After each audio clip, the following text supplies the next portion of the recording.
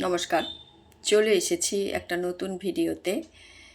সমাজ মাধ্যমে একটা লেখা পেলাম, আজমল হোসাইন অপূর্বর লেখা। ভালো লাগলো, তাই পাঠ করে শোনাচ্ছি। একা থাকার অভ্যাস করো।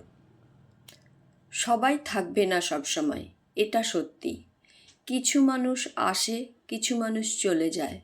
তাই নিজের সাথে থাকা শিখে নেওয়াই ভালো, কারণ শেষ পর্যন্ত পাশে থাকে শুধু নিজেই। নীরবতা ভয় পাওয়ার কিছু না, এটা অনেক সময় সবচেয়ে পরিষ্কার সঙ্গী। যেখানে কেউ বোঝে না সেখানে নিজেকে বোঝা শিখো। নিজের ভেতরেই খুঁজে নাও একটু শান্তি। মানুষের উপর পুরোটা নির্ভর করো না, একাই দাঁড়িয়ে থাকা এটাই বাস্তব জীবন। সুন্দর এই লেখাটি আমি পড়ে শোনালাম। সবাইকে অনেক অনেক ধন্যবাদ, ভালোবাসা, নমস্কার। সবাই খুব ভালো থাকবেন, সুস্থ থাকবেন, আনন্দে থাকবেন।